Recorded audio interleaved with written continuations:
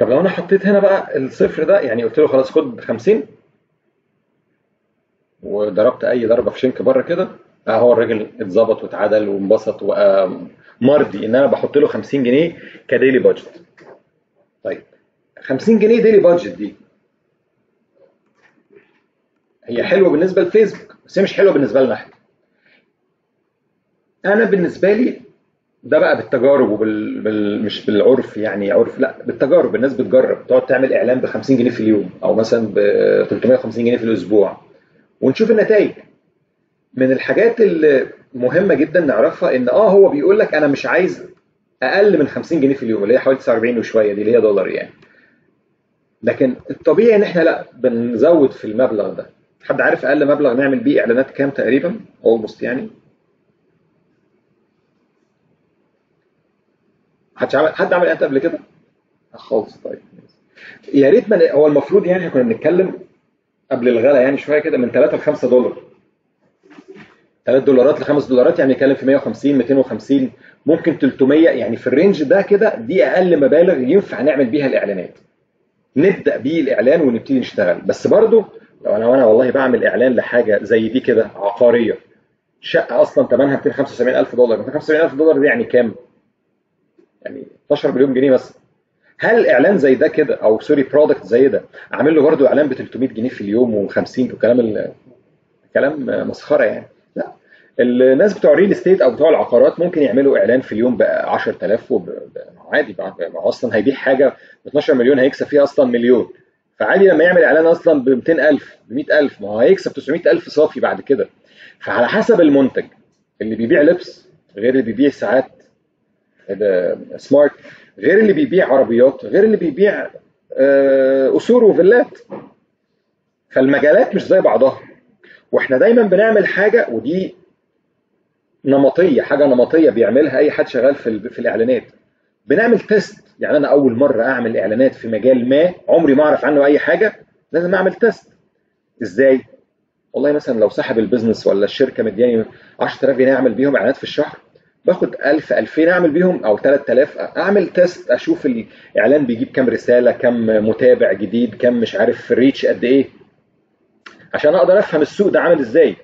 كمان البادجتس او الميزانيات نفهم حاجه كويسه تانية، ان الميزانيات بتختلف في ايام السنه عن بعضها.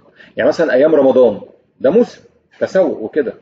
الايام بتاعت الفرايداي بلاك والوايت فرايداي وايام عيد الام والفالنتاين، الحاجات دي الاعلانات اصلا قايمه فلسفتها على المزاد. يعني انا ببيع ساعات وواحد جنبي بيبيع ساعات وبنعمل اعلان للناس اللي في طنطا ان احنا بنبيع ساعات، والاعلان ده ظهر للناس اللي في طنطا عشان يشتروا الساعات دي اونلاين منه او من المحل بتاعه في شارع النادي مثلا. انا دفعت 1000 جنيه في اليوم، هو دفع 1200 جنيه في اليوم، مين يكسب؟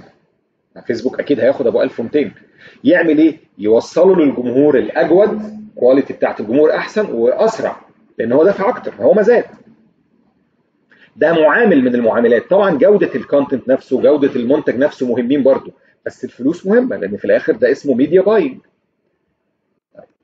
من ضمن الحاجات اللي بعرفها عن المنافس ولا لا انه ان هو ده هكذا. لا، دي خبره بقى. فانت بتستت عشان كده. تاني حاجه دي بتبقى خبره. ولما تعمل اعلان مره والمجال، او تشتغل في شركه وتكون الشركه شغاله في مجالين ثلاثه، فتتعلم من المدير بتاعك ومن الناس القديمه بعض الحاجات، هي هنا بتيجي الخبرات. لكن لما نيجي نعمل حته التارجتنج، في بعض الحاجات بنعرفها عن اعلانات المنافسين. واكيد في ادوات مدفوعه ممكن تعرفني، وفي تجسس. يعني في على فكره حاجه في البيزنس اسمها بزنس انتليجنس. يعني ايه؟ او ماركتنج انتليجنس، الاستخبارات التسويقيه. يعني ندوس عميل يدخل في شركه ما يطلع لنا اخبار، او ندي رشوه لحد. طبعا يعني مش بقول لكم اعملوا كده، بس ده بيحصل. يعني انا ممكن نطلع حاجه اسمها انسايدر جوب. يعني ايه؟ حد من جوه بيطلع لنا اخبار المكان. كل حاجه يعني احنا في الدنيا يعني مش في الجنه، فكل الحاجات دي بتحصل يعني.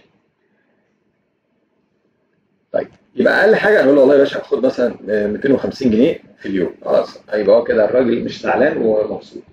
بس هنا برضو في حاجه تانية لازم نبص عليها. ايه السهم اللي باصص لتحت ده؟ ده في اختياريه. انا كده كنت اشتغل ب 250 300 جنيه في اليوم ماشي. لكن هنا بيقول لي ايه؟ ده مش ديلي بادجت، ده 250 جنيه يوميا. بس عندك اختيار تاني اسمه ايه؟ لايف تايم بادجت. ايه هو اللايف تايم بقى؟ يعني ايه لايف تايم؟ العمر كله يعني. الناس كلها هتبقى مدة الحملة اللي انا هعملها يبقى انا بس لازم انزل تحت شوية كده صغيرين هنا كده، ان انا فعلا هو بيقول لي في حاجة اسمها السكيدول بتاعك، يوم 8 البداية. طب يوم ايه النهاية؟ لازم احط تاريخ بداية 8 اغسطس، وتاريخ ايه؟ هو لوحده كده بيحط شهر من نفسه. انا لازم افتح الكالندر دي واقول له لا يا عم انا عايز ابتدي مثلا 8 واخلص. بص انا عايز اعمل اعلان يوم بكره، يعني يبتدي اعلان النهارده ويخلص بكره. مش حلو ده. يوم اعلان قد ايه؟ يوم. ده مش حلو. ليه بقى؟ الاعلان بعد ما هنخلصه ونعمل الخطوات بتاعته كلها ونقول له نيكست نيكست وببلش وكده وبتاع، وينزل بقى يقول لك انا براجع الاعلان وهيتنشر ويشتغل وكده. اي اد في الدنيا مش بس الفيسبوك، اي اد في الدنيا بعد ما بيتوافق عليه الفيسبوك الاول بيقعد يراجعه، يعني سوري بعد ما بيتنشر الفيسبوك بيقعد يراجعه شويه، وجوجل بيقعد يراجع اعلانه انسى ساعه ساعتين 5 ساعات 10 يوم ساعات. يدخل في مرحله ريفيو. يعني هو هنا كاتب ان الاعلان بتاعي ايه؟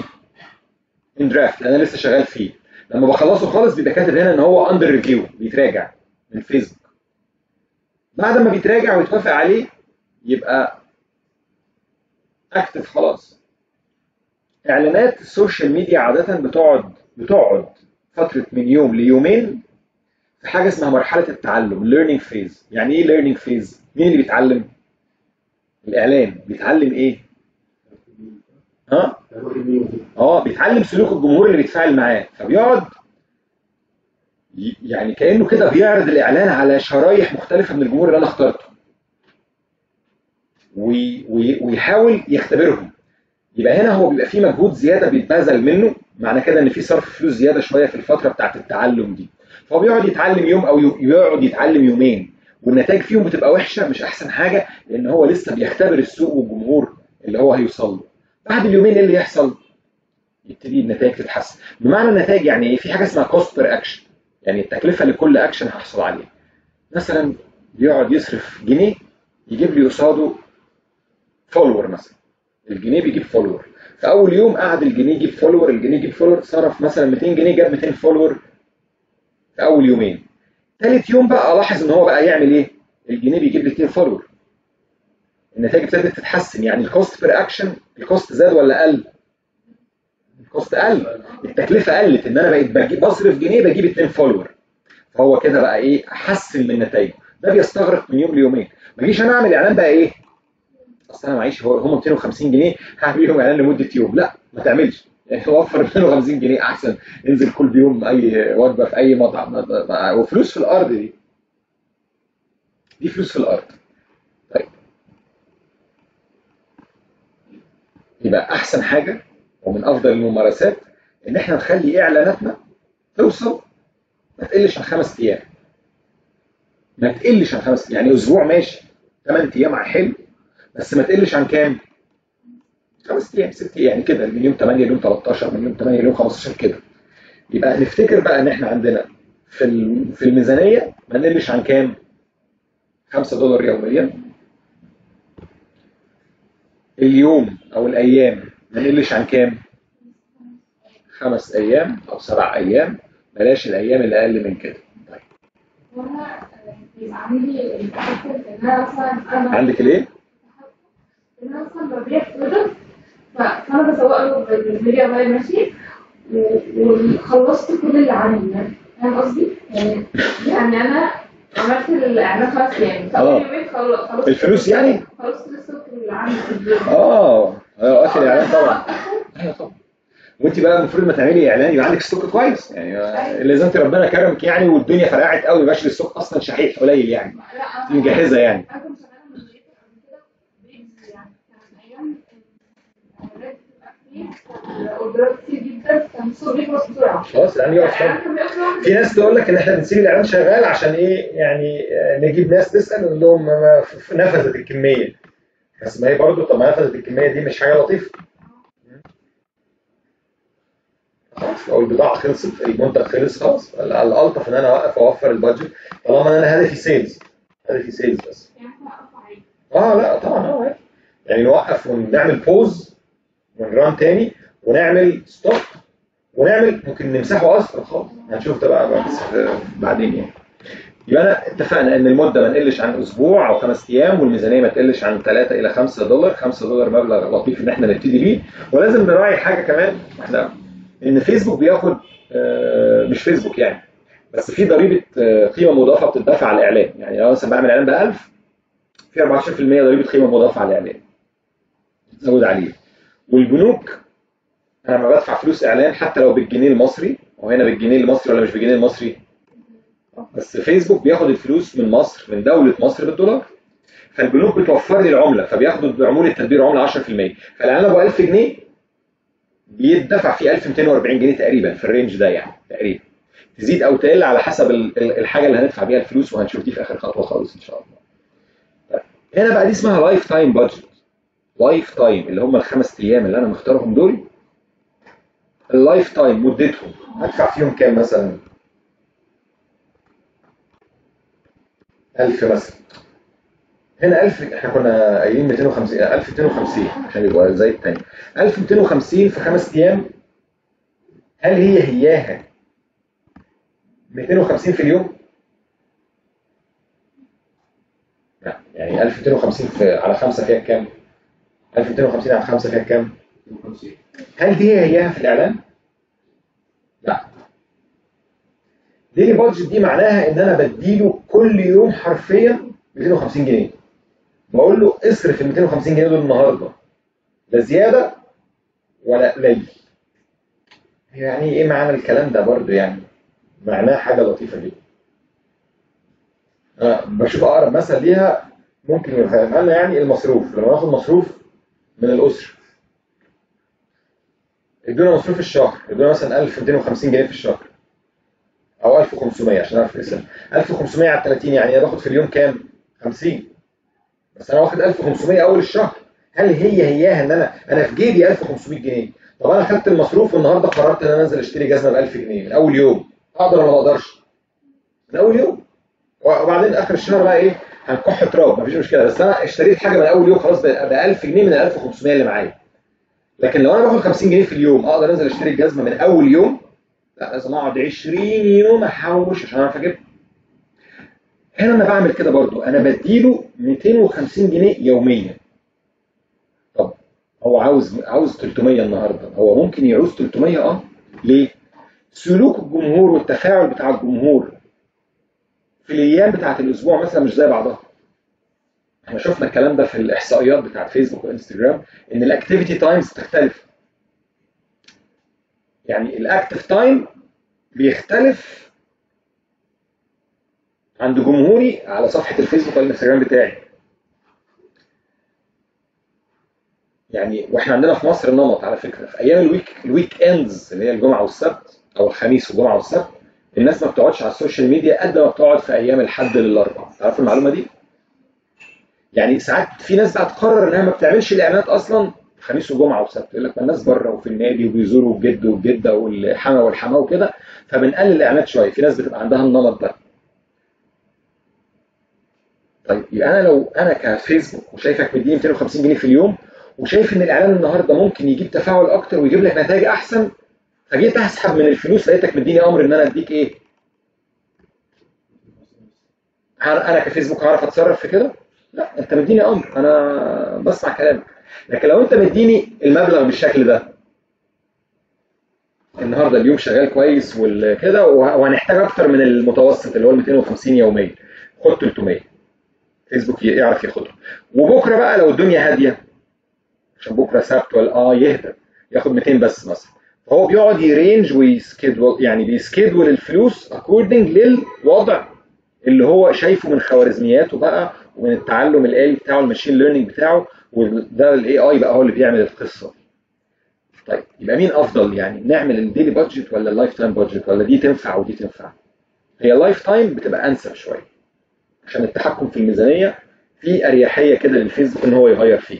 لكن انا ممكن لما ابقى عايز ممكن نتكلم شويه بقى على التجربه. انا عايز اجرب احسن ميزانيه كام، احط الفلوس واقول له انا عايز اعمل اعلان بالديلي بادجت، وريني ال 200 جنيه واعمل اعلان تاني ب 300 واعلان تاني ب 500، اشوف ال 200 وال 300 وال 500 جابوا لي ايه ونتائجهم ايه وعاملين ازاي. يبقى انا هنا بجرب مثلا، يعني ممكن استخدم ديلي بادجت مش وحشه في احيان ما منها، ان انا بكون بتست ميزانيه اشوف اصرف كام، افضل ميزانيه اصرفها تجيب لي افضل نتائج. لكن في المطلق وفي العادي يا ريت لما نعمل الحملات نعملها بالايه؟ بالمده الحمله ونديله المبلغ وهو يتصرف فيها كما يحب. ممكن لو انا عايز، يعني هو مثلا بيخلي الخميس والجمعه مش بيلاقي فيهم الرقم ده. اهي عايز تعطل في خميس وجمعه اصلا؟ لا انا مش عايز اعطل، انا مثلا التارجت بتاعي ان انا اوصل للناس اللي بتخرج يوم الخميس والجمعه. يبقى تمام. انا على فكره نظريتك حلوه، بس اعمل لهم اعلان امتى اللي بيخرجوا خميس وجمعه؟ خميس وجمعه ولا 3 و4 مثلا؟ مش بيخرجوا. بس دول قليلين يعني، معظم الناس يعني حتى لو ما بيخرجوش في زيارات عائليه، عارف، في زيارات عائليه بيبقى في لمه العيله عند تيتا عند ماما، يعني عارف، مش بس النادي ومش بس المول او كده، بس في طبعا كده.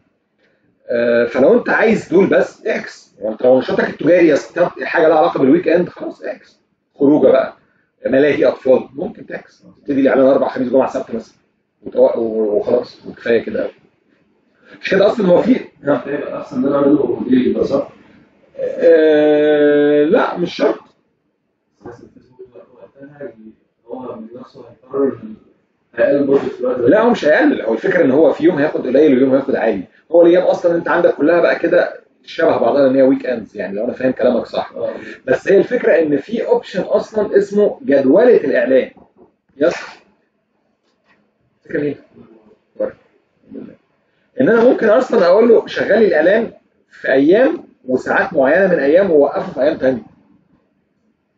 حتى لو قلت له ان هو ما انا اخترت لايف تايم فوق خلاص واديته الميزانيه. انا هنا بقى ممكن اقول له بص شغل الاعلان مثلا في لو في كل يوم شغاله مثلا، يعني لو هنا تحت كده كل يوم ابتديه لي الساعه 3 العصر، على فكره ده توقيت مصر عشان ما حدش يتلخبط ماشي، من 3 العصر لحد مثلا ايه 12 بالليل، اللي هو ايه سوينا دول كلهم كده. طب بقيه اليوم يا عمي لا انا عطلان انا مش شغال، اللي هو بقى من بعد 12 مساء نص الليل اهو لحد 3 العصر تاني يوم هو واقف. مثلا هو هيعمل كل حاجه مع نفسه. لا دي طريقه، بس هنا مثلا انا لو عملت كده لازم نراعي حاجه برضه، انا كمان مش بس ممكن اعمل كده. بص انا ممكن اوعى يا ابني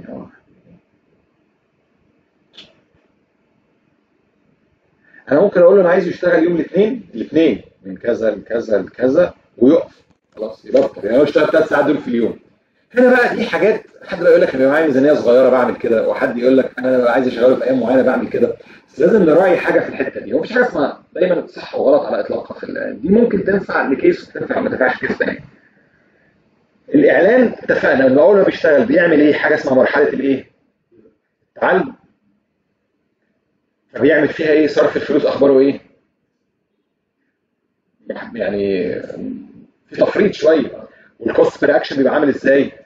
كبير.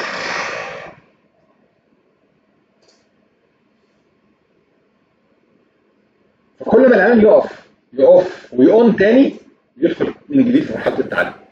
كل مره توقيف وتشغيل او بوز وتشغيل او ان انا جدوله ولا واخليه ران تاني بيدخل في مرحله التعلم. يعني معنى كده ان انا ممكن اخسر شويه فلوس ولا لا، نظير ان انا ضحيت وعايزه يشتغل بس ال3 ساعات دول بس في كل يوم او في يومين 3 في الاسبوع وبقيت الاسبوع مش شغال. فالسكيدولينج ان انا ممكن اعمل جدوله ان الاعلان يشتغل في ايام او ساعات معينه ممكن تبقى نافعه لبعض البيزنس، بس انا ما بفضلهاش علشان ايه؟ الحته بتاعت صرف الفلوس اللي هي ممكن تبقى مشكله او الكوست رياكشن مشكله. عليكم السلام. طيب الحمد لله. اتفضل. اوكي. ما بيفضلش قوي هذا الاختيار على طول الوقت الا اذا كان في نيد او خبرتي بقى بتقول ان انا هشتغل ايام معينه عشان حاجه معينه لها علاقه بويك اندز او حاجه زي كده يعني. بس انا I can run ads on schedule زي ما هو باين قدامنا كده في الايه في الحته دي. او لا الفيسبوك تبدا لما يعني زي ده لو كل ما هيقف، مش هو هيقف هنا، هيقف اهو هيبقى تاني يوم ويجي هنا يشتغل اهو، هيليرن تاني في ال3 ساعات دول شويه. ولو انت مثلا عملت له بوز لانك تعمل فيه تعديل ولا حاجه وجيت شغاله مثلا بعد شويه، هيعمل ريفيو تاني ويدخل في الليرنينج فيس تاني وهكذا.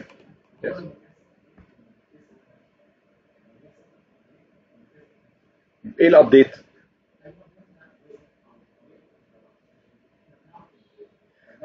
التحديثات يعني بعرفها منين؟ هي اللي هنا دي خبرات اكترها، مش كده. لكن التغيير انت بتفتح الفيسبوك تتفاجئ بالتحديث مثلا ان هو تلاقي حاجه اتغيرت زي الاعلانات كده. يعني زمان كانت 11 اوبجكتيف، بفتح الاد مانجر فيهم وبقول للناس بقى، وطبعا عندنا الاعلانات بتاعت فيسبوك لها 11 هدف، بصيت لقيتهم 6. طبعا بينزل فيسبوك مثلا عنده اكونت على لينكد ان، ممكن تبقى متابعه، هتلاقيه بينزل عليه مثلا يقول لك هيبقى فيه كذا. في ناس بيبقوا عارفين شغالين مثلا جوه فيسبوك كمان او جوه يوتيوب او كده، تلاقيهم بيعملوا التحديثات. فانت اوريدي لازم تتابع الاكونتس بتاعتهم، بتاعت البراندز اللي هي فيسبوك ويوتيوب وكذا وكذا على لينكد ان، لان هم بينشروا عليها بعض الحاجات. وتبقى كانك يعني عارف، لو انت مثلا حد مهتم بالسياسه بتقعد تقرا كذا وتفتح نشره مش عارف ايه، فهتبتدي تسمع وتشوف اخبار ومواقع تتابعها وسوشيال ميديا انفلونسرز بيكونوا بيتكلموا على الحاجات اللي زي كده. يعني بنتابعها من الدنيا يعني كده. بس عندي فولورز كويسين، ابدا باعلان مثلا 5 ايام برضه، ولا ابدا بيوم او 2؟ لا، ما هو مفيش يوم او 2. دي يوم او 2 دي اصلا رمي، زي اللي بيفتح الحنفيه ويقع في الحوض يسيبها كده تنزل ميه في الحوض، رمي هدر يعني، هدر. لا بس كمان كويس اتكلمتي على الصفحه الجديده. لما اتكلمنا قبل كده على المحظورات، ما تشتروش فولورز، ما تشتروش صفحات جاهزه. بلاش لما نعمل بيج جديده نعمل عليها اعلانات قبل ما نعمل عليها كونتنت اصلا. لا، انشر كونتنت لمده اسبوعين 3 شهر، بحيث الصفحه كده تبقى فيها كفر فوتو بروفايل بيكتشر ويبقى عليها بوست واثنين وكومنت واثنين ولايك وفولور واثنين، وبعدين نعمل بقى اعلانات. ساعتها حتى النتائج تبقى يعني شويه احسن من الصفر خالص. والغلطه الوحشه بقى ان انا اكرييت اكونت فيسبوك جديد، اكونت واعمل منه بيج واروح عامل عليها اعلانات على طول. الفيسبوك راح مديني بان حظر على طول. وده بنلجأ له ليه؟ انا كنت بعمل مثلا اعلانات والفيسبوك اكونت بتاعي اتحظر، بيحصل حظر الاكونتات، فبتجنن بقى. عندي مثلا بضاعه عايز ابيعها وعندي مش عارف ستوك ايه وهتجنن، اروح اعمل اكونت جديد فيسبوك واروح عامل الصفحه وايه اما ابيع بقى ايه كذا.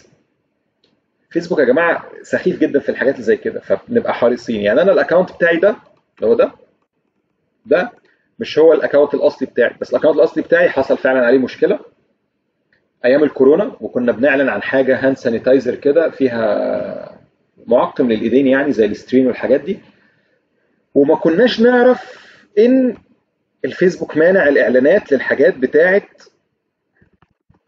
التعقيم والكورونا وكده. فالاعلان اترفض، رحنا ايه عاملينه تاني. فانا عشان كده هبعت لكم ايه حاجه اسمها ايه الفيسبوك ادز بوليسي. لازم تقروا سياسه الاعلان بتاعت فيسبوك. في حاجات على فكره ما ينفعش نعلن عنها، يعني هتلاقيها مذكوره هنا كده وهبعت لكم اللينك ده. يقول لك مثلا العمله الرقميه، مش عارف المحتوى، مش عارف كذا، الكحول والمخدرات والخبر، مش عارف الجيمنج والجامبلينج، القمار، الحاجات اهي دي بقى كانت نازله جديد بقى. البيرسونال هيلث، الحاجات اللي علاقه بالهايجين، لما شاف ان في كورونا وفي محاذير صحيه وكده قال لك ما حدش يعلن عن ايه الحاجات. ما ينفعش مثلا حد يعمل اعلان مثلا بتوع التخسيس يجيبوا واحده كده يقول لك قبل وبعد. ده لو كونتنت عادي اصلا على صفحه فيسبوك، جبنا واحده تخينه وكست، الصفحه بتاخد مخالفه بعد شويه، يعني فيسبوك بيجيبها. او واحده مثلا كانت ايه نجيب وشها كده ونقسمه نصين فاتح وغامق، البشر لون البشر. الحاجات دي فيسبوك بيعتبرها حاجات يعني فيها عنصريه وعارفين والتنمر والحاجات دي، فممنوع. فلازم نقرا سياسه البوليسي دي. فهنا على فكره الحاجات يعني الفيسبوك عنده حاجه اسمها سياسه فيسبوك، اعتقد كنت بعتها لكم قبل كده. السياسه نفسها بتاعته دي سياسه الاعلانات، تعلن عن ايه وما تعلنش عن ايه. دي بقى موجوده، مقال موجود اهو جوه صفحه فيسبوك. فانت عندك الاباوت بتاع فيسبوك لما تفتحه تلاقي فيه حاجات واخبار زي دي كده. فاضطريت ان انا اعمل ايه بقى؟ اضطريت اعمل اكونت جديد. انا عارف اللعبه بقى، رحت واخد اللابتوب بتاع ابني وخرجت بره البيت خالص، عملته من ما كنتش عمري دخلت على اكونت بتاع ابني على فيسبوك يعني. فالاي بي ادرس اصلا بتاع الاجهزه بتاع الراوترات فيسبوك بيلقطه وجوجل بتلقطه. فانا عملت اكونت جديد من كمبيوتر عمري ما اشتغلت عليه، من شبكه عمري ما دخلت عليه، عشان الاي بي ادرس بتاعي ما يبقاش ملقوط عند فيسبوك. وبعدين قعدت بقى ايه، ضفت نفسي ادمن على الصفحات وبدات اشتغل تاني بعد اسبوع اسبوعين كده، عشان برضه ايه ما اعملش الموضوع بسرعه، عشان اعرف ارجع اعمل اعلانات تاني. انا كنت واخد حظر اعلانات يعني.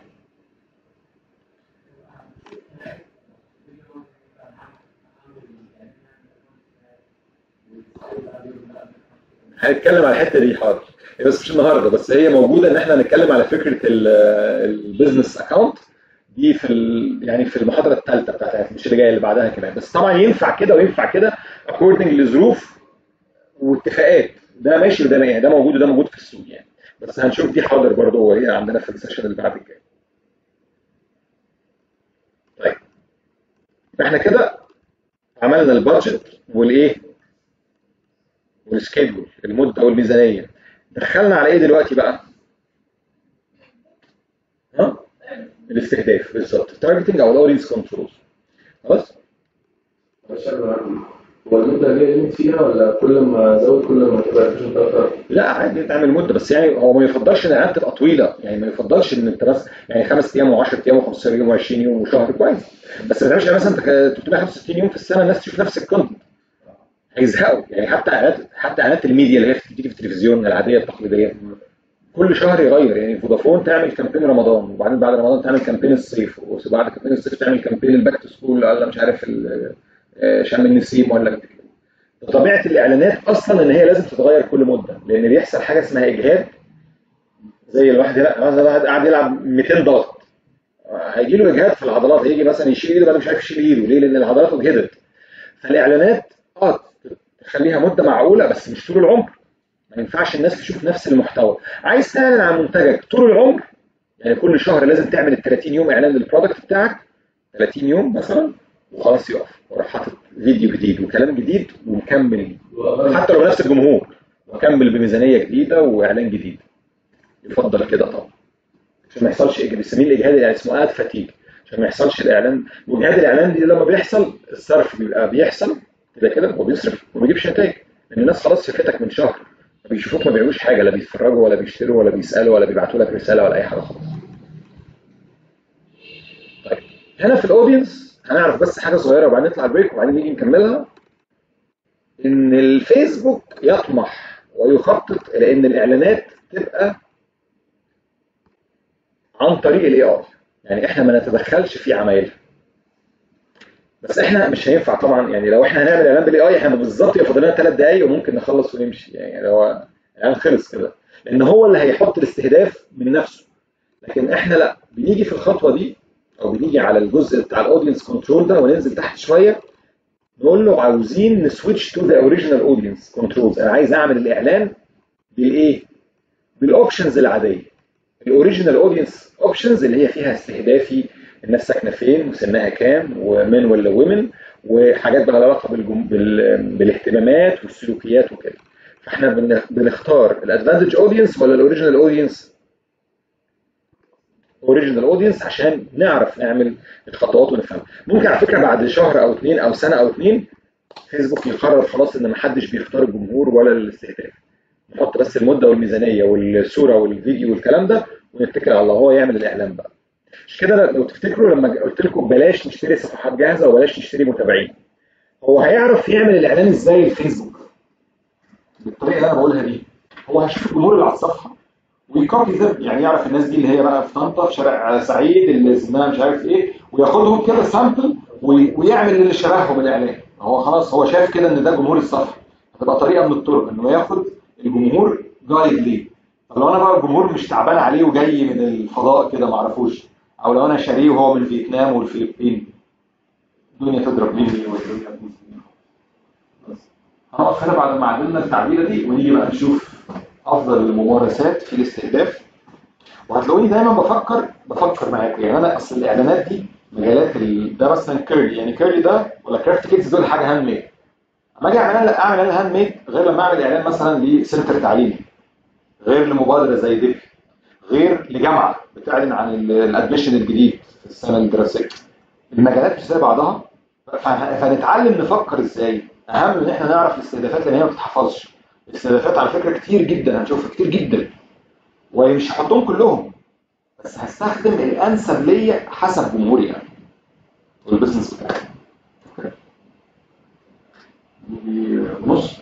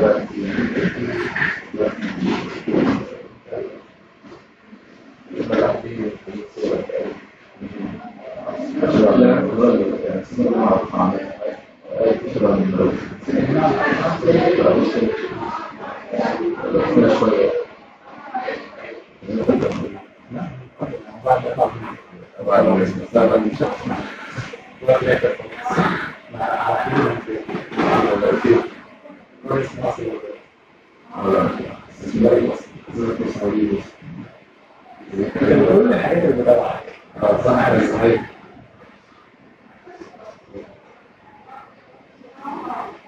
كده ما جيتش انا على صح.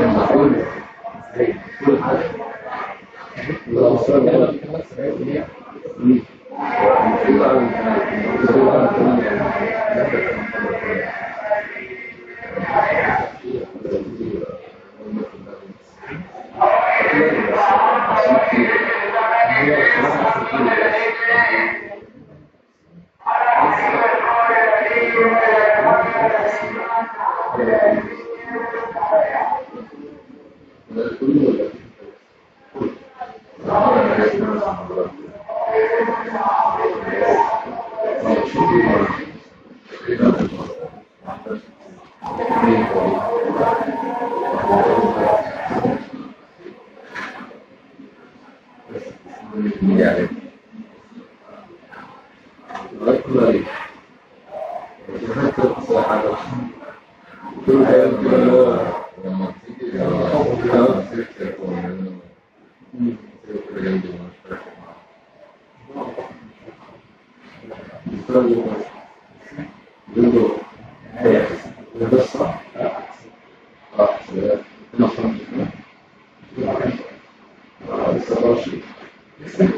لا أنا دخلت البلد الثانية بختار برضه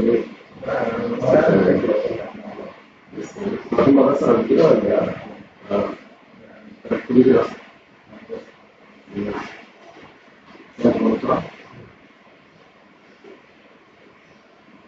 أول يوم الله رحمه السنة لا مش شايف حد قال هو أولى كله كان بيقف طبعا 50 كنا 22 لا لا 19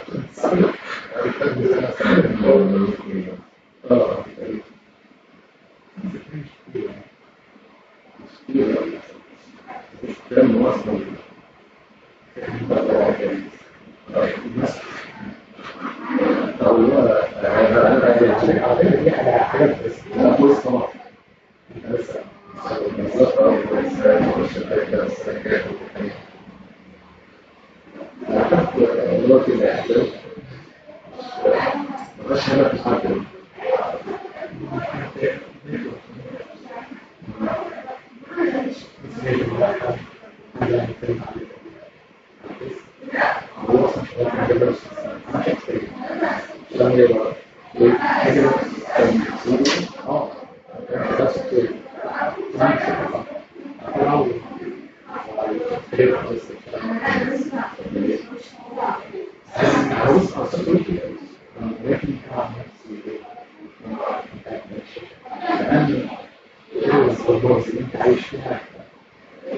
عايز على طول تكون مركز للتوم بتاع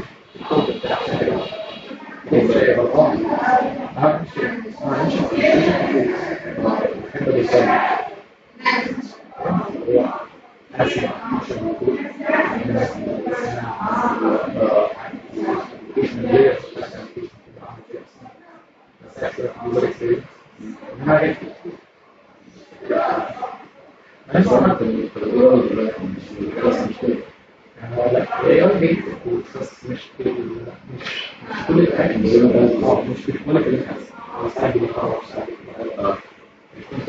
مش في ممكن كل الأكل صح بس هو في البروجكت مش صح مش هو زي الكومنتس الثانية والفيتشرز الثانية مش بتسمعها لازم يكون حد أصلا فاهم أو فاهم البروجكت أنا صراحة ما تعرفش حاجة كده تطويل الموضوع مش صعب أوي كده صح انت معروف ما عندكش موضوع مش حاجه كده يعني كده كتير هم حاجه حتى في السيرفيس انا اصلا عندي ترانسفير بس والله عشان عايز تركيز طبعا انا مصاب بتاعتها مره بس